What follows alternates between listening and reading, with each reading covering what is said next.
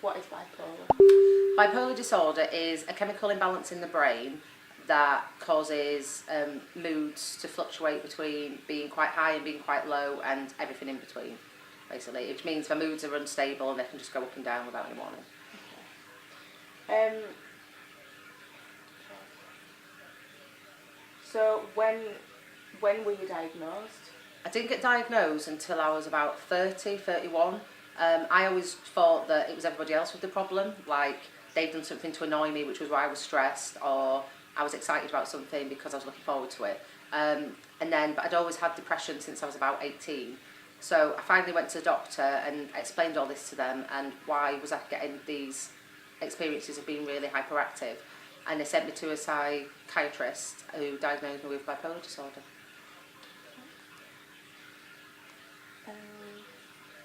And what was it like when you found out? How did you feel when you found out? I felt relieved in a way because it explained a lot of behaviour I've had from a very young age, from the age of like 16, 17, and made me realise that some of the decisions I'd made that I wasn't very proud of, it wasn't necessarily my fault. But it also made me realise that it wasn't everybody else's fault why I was being that way, and that it was my behaviour that I needed to control and sort out. Yeah. Okay. So what are your symptoms? How does it affect your life? The main one that I really don't like is the depression. If I don't take my tablets, then I can drop into quite a deep depression and actually feel suicidal, and that's obviously by far the worst. When I get hyper, I don't get really high. That's a different type of bipolar. That's type 1. I've got type 2. So it just means that I might get really a bit giddy, or I might spend a bit of money, or go shopping, have shopping sprees, or just really look forward to stuff maybe more than other people would. Or have like crazy ideas where I think, oh, I can open up my own business and do this and stuff. So what's the difference between type 1 and 2 then? Type 1 is quite severe, where somebody might have to be hospitalised. It's where they will have such severe depression where they will attempt suicide, and they'll have mania, which means they can think, they have like a God complex where they think they can change the world and they've got these special powers, and they usually end up in hospital. Type 2, if you imagine type 1 as being, the parameters being up here and there, type 2 is a lot smaller. So you get the depression, but the hyperactivity isn't as severe, it's more manageable. Right, all the time.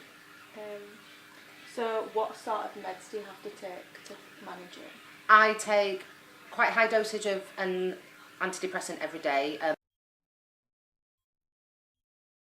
venlafaxine, that was prescribed by the psychiatrist. Because my depression can just come out of nowhere, I need to have them all the time to just keep me at a level pace. In the winter, I double that dose, because in the winter I just seem to feel worse with the dark days, so I take more in the winter, and then now it's coming up to summer, I can reduce my dose down to just a really little amount, because if I take a strong amount of it in the summer, when I'm feeling happier, it can trigger hyperactivity, so I have to sort of modify my dose. And also I tried having a mood stabiliser to stop me getting hyper, but that just numbed all my emotions and I just felt like a zombie, and that wasn't very good. So just the antidepressant for me, but I know a lot of people need to take quite a lot of different medications. Yeah. Is it a lifelong thing? Yeah, I'll always have it and it will always need to be managed, but I might not always need to have the antidepressants. It depends on lifestyle, like obviously healthy eating, exercise. A lot of that can be used to manage it. But for the time being, I'm just happy as I am, and I'm quite happy to take the antidepressants because it works for me. But yeah, I will have it for life. But they do say that as you get older, it becomes more manageable. And I have definitely been feeling better over the last few years. So yeah, things do seem to be improving slightly. Yeah, that's good.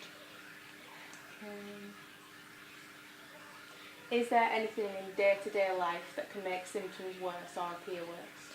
Yeah, like if I get stressed, or like I say with the weather, like today it's a horrible day and it does usually make me feel a bit down, that can usually trigger a bit of a down mood. Or if I'm looking forward to something, I'll end up looking forward to it a bit too much.